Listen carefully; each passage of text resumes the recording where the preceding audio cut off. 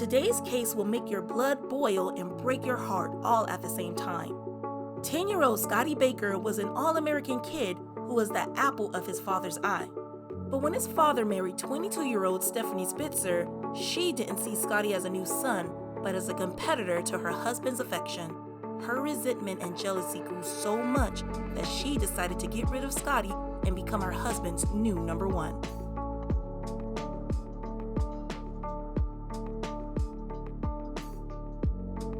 London, Kentucky is a small rural town of a little over 7,000 people, and everyone knows just about everyone else. It's where 10-year-old Scotty Baker and his parents called home. By all accounts, Donald Scotty Baker was a great kid. He was well liked by everyone, and his 5th grade teacher said that he was a little ray of sunshine that didn't walk but bounced. He loved hunting, football, and baseball. And he was absolutely crazy about Janet Jackson and Paula Abdul. Despite having an acrimonious divorce, Scotty's parents, Donnie and Ruth, agreed to be respectful toward each other for their son's sake. They worked out a custody agreement where Scotty spent the weekends with his dad and can stay over on the weekdays when Donnie was home from his long-haul trucking job.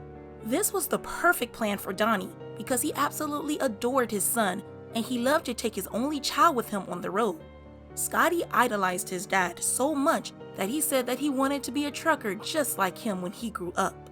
However, that all changed when 32-year-old Donnie married 22-year-old Stephine Spitser, who had no desire to be a stepmother.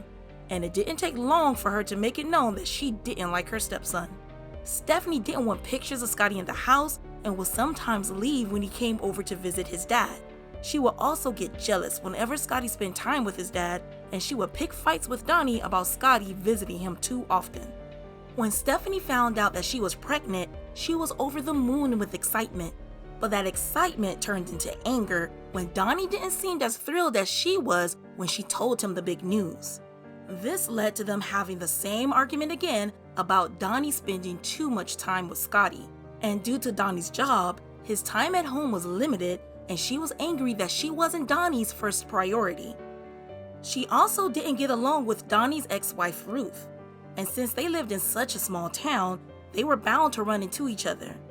While Ruth never spoke or even acknowledged Stephanie, Stephanie made it a show to loudly mock Ruth with her best friend, Suzanne Baker. Stephanie also harassed Ruth's children, and a week before Scotty went missing, Stephanie followed Scotty and his older sister home in her car. Scotty wasn't ignorant to Stephanie's feelings and could tell that Stephanie didn't like him. The atmosphere was so bad that he didn't want to visit his dad when Stephanie was around. Still, that little boy wanted his stepmom to like him. He once told his mom that, "One day I'm going to make Stephanie like me. I'm always nice." Unfortunately, that day never happened because to Stephanie, Scotty was the obstacle for her happily ever after.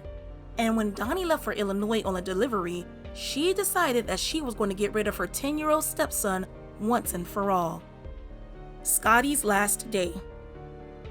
It was the day before Thanksgiving 1992, and Scotty was excited for the holiday because he was going with his dad on a delivery to Tennessee. It was all Scotty could talk about with his family and his friends at school. The plan was that Scotty would catch the bus at 3 p.m. after tutoring to go to his grandma's house. Then his dad would come pick him up later that day for their trip. Around 11:20 a.m., a woman dressed in a black wig and glasses came to pick up Scotty from Paces Creek Elementary School. She said her name was Patricia Smith and that she was Scotty's dad's cousin. Patricia was there to pick up the 10-year-old as a favor for his dad. The secretary didn't ask for ID, and she didn't check to see if the name Patricia was on the pickup list. Instead, she got Scotty from his class. While Scotty didn't recognize the woman picking him up, he was still excited to leave. And so, he walked away with Patricia and got into the car. And that was the last time anyone saw Scotty alive. Patricia turned out to be Stephanie's best friend, Suzanne. Suzanne drove the car for about 10 minutes as Scotty talked excitedly about his trip. What Scotty didn't know was that Stephanie was hiding underneath a blanket in the back seat. Suddenly, Scotty was yanked by his neck and he immediately began struggling. He fought so hard that he broke Suzanne's glove compartment. Stephanie dragged Scotty to the back seat, and it didn't take long for his screams to abruptly stop. Suzanne never stopped driving. They drove to an abandoned strip mine pit and dumped his remains there.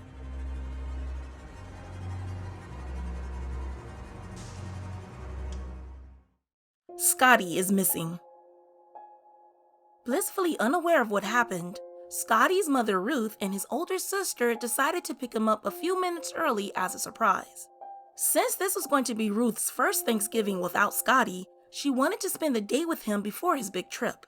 Scotty's sister went to the tutor's room to grab her brother, but the tutor said he never showed up. The tutor told her that she assumed that he went home early for the holiday weekend. His sister told her mother, and Ruth thought that maybe Scotty took the bus. Since she was picking him up early as a surprise, she thought that she just missed him in passing. And so, Ruth went over to her ex-mother-in-law's house to see if he was there. But when she got there, his grandma said that Scotty never got off the bus. Ruth's heart fell to the pit of her stomach. Where was her son? She rushed back to the school, but by the time she got there, the only person that was still there was the principal. The principal said that he'd contact Scotty's teachers, and as the principal called, Ruth happened to see the sign-in book, and that's when she saw something strange. Scotty had been picked up by someone named Patricia Smith. The only Patricia Smith she knew was her ex-husband's cousin that she met once or twice. Why would the school release her son to someone that wasn't on the list? And if it really was Donnie's cousin, why didn't she let anyone in the family know she had Scotty? The principal called the secretary and she confirmed that a woman named Patricia Smith picked the little boy up. Ruth was understandably angry. They gave her son to a stranger who didn't even show ID. Ruth demanded that the principal call the police, and the investigation was on. The investigation. Ruth and her two daughters, as well as Stephanie, went to her ex-mother-in-law's house when the investigation started.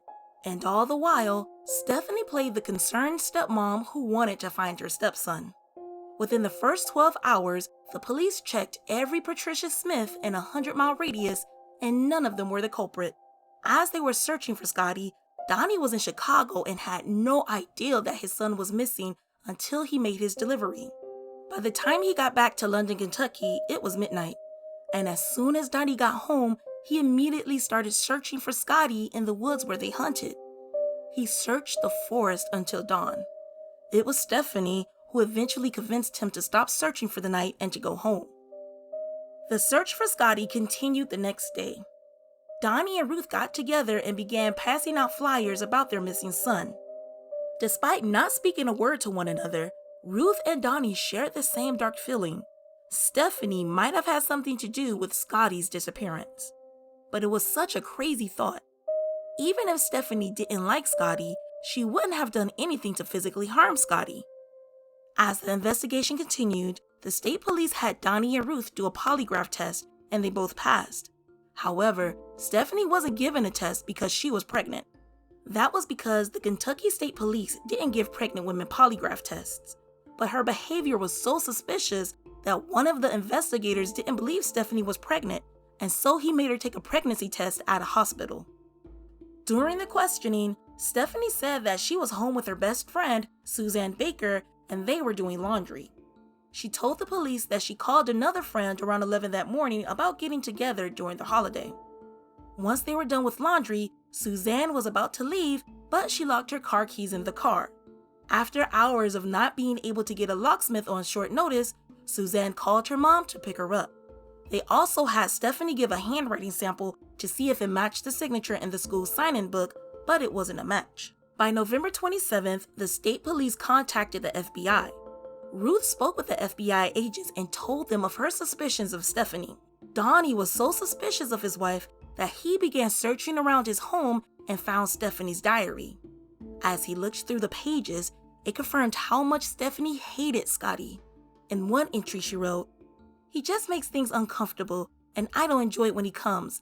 I'm too young and full of desire to see and do things I've never done with someone I love, not an 11-year-old. In another entry, she wrote about how she missed her old life before marriage and how she was thinking of divorce. The entry talked about how she didn't want to be stuck with someone else's kid and how she wanted to live her own life. When Stephanie found out Donnie read her diary, she yelled at him and said he's lucky that her alibi checked out or she'd be in jail. At one point, Donnie asked Stephanie point blank if she had anything to do with the disappearance, and she said, "Oh God, no, I love you too much." And while Kentucky State Police didn't polygraph pregnant women, the FBI did. They brought her in for questioning, and despite failing the polygraph, she stuck to her story that she was doing laundry. The agent that did the questioning said that while Stephanie said the correct words that she was worried about Scotty, her demeanor said otherwise. The agent said that she appeared unbothered and unconcerned about what was going on. Even though they had the diary and the failed polygraph, it wouldn't hold up in court. So next was to question Stephanie's alibi, Suzanne Baker. On November 29th, FBI agents went to Suzanne Baker's home, but no one was there. They found out Suzanne was with her husband, who was a trucker, going to Florida to make a delivery. The FBI went to Suzanne's husband's trucking company, and they were told that there wasn't a way to contact him until he got to Florida. That's when the FBI called the Florida branch and explained that they believed Scotty might be in the truck. When the pair arrived in Florida, they were greeted by the FBI. A search of the tractor trailer turned up nothing. On December 1st, Suzanne was questioned. She was given a polygraph which concluded that it found deception, and she was made to give a handwriting sample. Maybe because she felt that the FBI was getting too close, but Suzanne broke down and confessed. She told the FBI everything and wrote down an 8-page statement. According to Suzanne, she didn't think Stephanie was going to actually hurt Scotty. She said that Stephanie convinced her to put on a wig and take Scotty out of school. She also said she was surprised that Stephanie began choking Scotty as she drove and didn't stop driving. She also claimed that she continued with the plan because Stephanie told her that she was the one that picked up Scotty, and she would turn on Suzanne and tell everyone that she was the one that killed Scotty. She then drew a map with the location of Scotty's remains. The state police found Scotty's charred remains the same day. The arrest. On December 1st, 1992, Stephine Spitser and Suzanne Baker were arrested and charged with Scotty's murder. After the arrest, Donnie Baker said that he knew of his wife's jealousy, but he didn't believe it was that serious. He immediately filed for divorce. In January 1994, Suzanne Baker was the first one to go to trial and testified against Stephanie. She was convicted of reckless homicide, kidnapping, and abuse of a corpse and was given 25 years in prison. Stephanie didn't go to trial, but she had a plea deal which Scotty's family agreed to. She was convicted of murder in October of that same year and received a life sentence with a possibility of parole in 25 years. In 2008, Suzanne Baker was given parole after serving 18 years of her 25-year sentence. She has always maintained that she had no idea that Stephanie planned on killing Scotty. In 2017, Stephanie tried to get parole, however, it was denied. She will spend the rest of her life in prison. Aftermath. Donnie Baker gave up all parental rights after Stephanie had given birth. He said that he didn't want any child of hers and burned all of her pictures. Stephanie also gave up parental rights, and their son was adopted by her parents. In June 1993, Scotty's parents sued the Clay County school system for $12 million and accused them of negligence. The parents stated that the school officials allowed a stranger to take Scotty despite the person not presenting an ID. Lawyers stated that the school didn't even check the list of people for approved pickup and that Clay County school system failed in its duty to develop policies to protect children from being checked out by unauthorized people. However, the superintendent said that in letting Scotty leave school, employees at the elementary school followed a policy that had been approved by the board and the state of education. In March of 1996, the Kentucky Court of Appeals dismissed the case against the school and ruled them not liable for what happened. The Kentucky School Board has updated their student release policy and now requires ID to be shown before a child is released to an adult. Thank you for watching the Twin Files. Please like and subscribe, it really helps us out.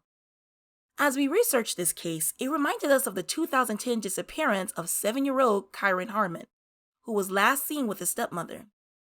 The stepmother claimed she dropped him off at school and he was never seen again. Let us know your thoughts in the comments.